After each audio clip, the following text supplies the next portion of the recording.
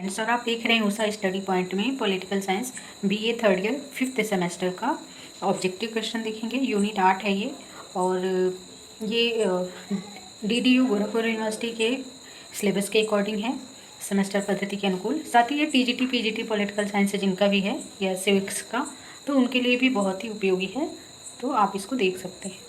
तो देखते हैं, पहला जो क्वेश्चन है कह रहा है कि प्रत्यक्ष प्रजातंत्र के साधन के रूप में जनमत संग्रह जनता को कौन सा अधिकार देता है। तो यहाँ देखिए प्रत्यक्ष प्रजातंत्र की बात हो रही है, तो इसमें सही आंसर हो जाएगा बी।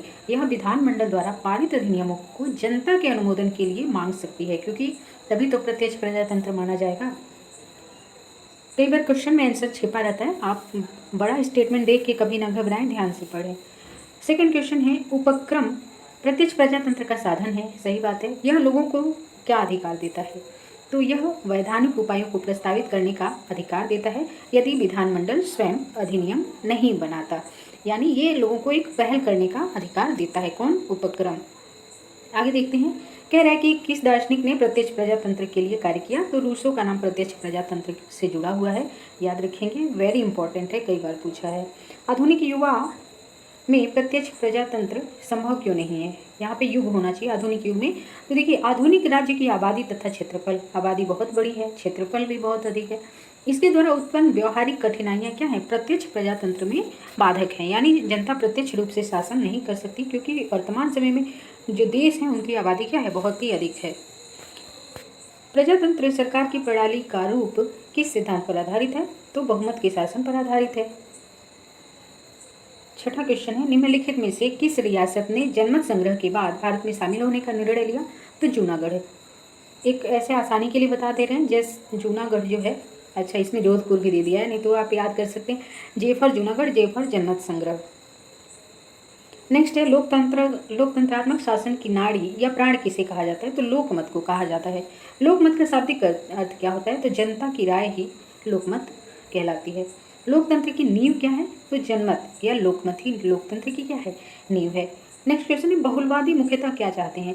तो देखिए, बहुलवादी क्या चाहते हैं, विकेंद्रीकरण चाहते हैं, यानी वो बहुत सारी संस्थाओं में विश्वास करते हैं। बहुल प्लस वादी, इसी में इसका आंसर छिपा हुआ है, यानी बहुत सारी संस्थाएं, किसी एक संस्था में शक्तियों का केंद्रीकरण ना हो, बल्कि शक्तियों का विकेंद्रीकरण हो, बटी हुई हो शक्तियाँ बहुत सी संस्थाओं में। देखिए, तो यहाँ पे सही आंसर क्या है, विकेंद्रीकरण। अगला क्वेश्चन है, इंपॉर्टेंट है ये भी, स्विट्जरलैंड अशांति के समुद्र में शांति का द्वीप है, ये किसका कथन है, तो जॉन ब्राउनसीन का है। कई बार ये भी पूछ सकता है कि अशांति के समुद्र में शांति का द्वीप किस देश को कहा जाता है, तो स्विट्जरलैंड को। इंपॉर्टेंट है, ध्यान रखेंगे। वर्तमान में कौन सा देश प्रत्यक्ष प्रजातंत्र का घर होने का दावा कर सकता है, तो स्विट्जरलैंड। स्विट्जरलैंड में भी 26 कैंटन है, वहाँ राज्यों को कैंटन कहा जाता है। तो सभी राज्यों में नहीं, सभी कैंटन में नहीं, बल्कि 2 कैंटन में आज भी वहाँ पे प्रत्यक्ष प्रजातंत्र जो है मौजूद है। अगला क्वेश्चन है, स्विट्जरलैंड में कितनी भाषाओं को राजभाषा की स्थिति प्राप्त है, तो 4 भाषाओं को। स्विट्जरलैंड के सर्वाधिक लोग कौन सी भाषा बोलते हैं, तो ये जर्मन भाषा बोलते हैं। स्विट्जरलैंड ने संयुक्त राष्ट्र संघ में जो है सदस्यता कब प्राप्त की थी, तो 2002 में। बहुत ही इंपॉर्टेंट है, इसलिए क्योंकि स्विट्जरलैंड जो है खुद को एक तटस्थ देश के रूप में देखता है, और ये जो है जो अंतर्राष्ट्रीय झगड़े हैं उन सब में अपना ये मतलब नहीं रखना चाहता था, इसलिए बहुत लेट से इसने यूएनओ की सदस्यता को ग्रहण किया। इम्पॉर्टेंट है इसलिए। अगला क्वेश्चन है, स्विट्जरलैंड के संवैधानिक महत्व का कारण क्या है, तो विश्व का ये सर्वाधिक प्राचीन गणतंत्र माना जाता है। बहुल कार्यपालिका यहाँ की विशेषता है, प्रजातंत्र का आदर्श प्रतीक है, और तो आंसर हो जाएगा उपरोक्त सभी। बहुल कार्यपालिका किस देश की विशेषता है, तो स्विट्जरलैंड की। यहाँ पे कार्यपालिका 7 लोगों की एक टीम होती है, उसमें पाई जाती है कार्यपालिका सबकी। अगला क्वेश्चन है, स्विट्जरलैंड के 1848 में निर्मित संविधान के अंतर्गत पूर्ण संशोधन कब किया गया, तो 1874 में पूर्ण संशोधन किया गया। स्विट्जरलैंड का वर्तमान संविधान कब लागू हुआ था, तो वर्तमान संविधान स्विट्जरलैंड का 18 अप्रैल 1999 से लागू हुआ है, 1999 से लागू हुआ है। स्विट्जरलैंड के वर्तमान संविधान में कितनी धाराएं और कितने अध्याय हैं, तो ये ए हो जाएगा, 123 उपधाराएं और 3 अध्याय हैं। 4 अध्याय नहीं है, गलत है, 3 अध्याय हैं। स्विट्जरलैंड के नवीन संविधान की क्या विशेषता है, तो निर्मित, लिखित, अपेक्षाकृत व्यापक संविधान, कठोर, प्राचीन, सभी सही है। स्विट्जरलैंड के वर्तमान संविधान के द्वारा किस वर्ष की आयु प्राप्त नागरिकों को मताधिकार प्रदान किया गया है, तो वहाँ पे भी 18 वर्ष के जो भी नागरिक हैं उन्हें मतदान का अधिकार दिया गया है। स्विस संघ में कुल कितने कैंटन हैं या कितने कैंटन का वो राज्य है यानी देश है, तो 26 कैंटन है टोटल वहाँ पे। देखिए वहाँ पे एक्चुअली 23 कैंटन है, वहाँ पे जो 6 कैंटन है वो अर्ध कैंटन का उनको दर्जा प्राप्त है, इसलिए इसमें जो है सही आंसर हो जाएगा 23। स्विट्जरलैंड में किस प्रकार की व्यवस्था है, तो संस्थात्मक और अध्यक्षात्मक दोनों का गुण पाया जाता है, तो ये होगा संस्थात्मक एवं अध्यक्षात्मक शासन व्यवस्थाओं का क्या है वहाँ पे समन्वय है। और ये विशेषता जो है फ्रांस के संविधान की भी है। फ्रांस में संस्थात्मक और अध्यक्षात्मक शासन व्यवस्थाओं का क्या पाया जाता है, समन्वय पाया जाता है। अगला क्वेश्चन है स्विट्जरलैंड की किस धारा द्वारा स्विस परिसंघ की कार्यपालिका शक्ति संघीय परिषद में निहित है, तो आर्टिकल 15 के द्वारा वहाँ की कार्यपालिका शक्ति संघीय परिषद में निहित है। स्विट्जरलैंड के संविधान में अब तक कितने संशोधन हो चुके हैं, 48। वो वेरी इंपॉर्टेंट है, आ सकता है। स्विट्जरलैंड की शासन प्रणाली किससे भिन्न है, तो अमेरिका और ब्रिटेन दोनों से ही भिन्न है, तो सही आंसर हो जाएगा सी। ये आंसर नहीं होगा, ए और बी नहीं बल्कि सी सही आंसर है। दोनों ही प्रणालियों से क्या है, स्विट्जरलैंड की प्रणाली भिन्न है। 28 नंबर क्वेश्चन है विधानमंडल की प्रधानता स्विट्जरलैंड शासन की एक प्रमुख विशेषता है, तो सही है।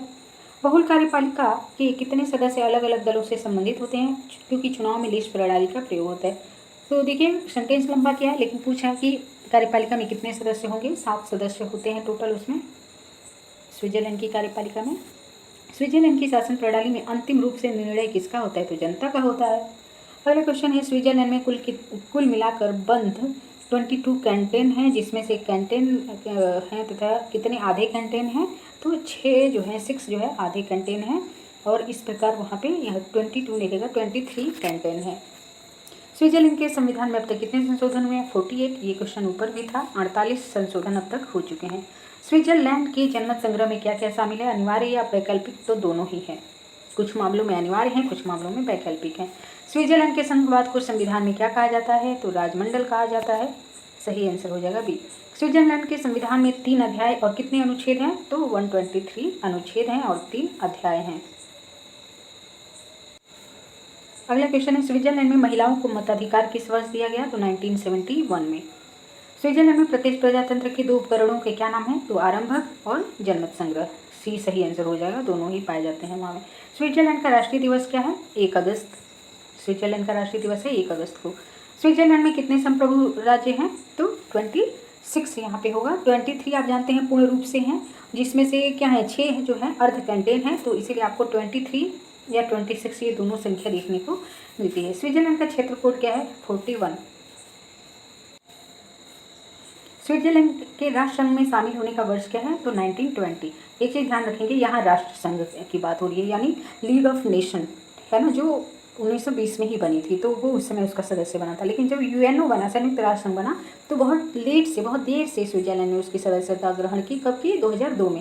लेकिन यहाँ पे लीग ऑफ नेशन की, राष्ट्र संघ की बात हो रही है, तो 1920 में जो है इसमें शामिल होने के लिए सहमति दी। स्विट्जरलैंड का संविधान मूल रूप से कब लिखा गया, 1848 में लिखा गया। किस स्विस शहर में संयुक्त राष्ट्र का दूसरा सबसे बड़ा कार्यालय है, तो जिनेवा में है। जिनेवा बहुत इंपॉर्टेंट जगह है, आप देखते हैं मैक्सिमम जो अंतर्राष्ट्रीय संगठन है उनमें से कई का क्या है, मुख्यालय वहाँ पे है, जैसे WHO का भी है, और भी बहुत से ऐसे संगठन है, अंतर्राष्ट्रीय संगठन। स्विट्जरलैंड का संक्षिप्त नाम क्या है, तो CH तो नहीं होना चाहिए, SZ हो सकता है, और आप यही लगाएंगे, CH से तो स्विट्जरलैंड बन ही नहीं रहा, SZ से बन रहा है, सॉरी। तो अभी के लिए इतना ही, धन्यवाद। और हाँ, वीडियो अच्छा लगता है तो वीडियो को लाइक करें, चैनल को सब्सक्राइब जरूर कर लें। ओके, धन्यवाद।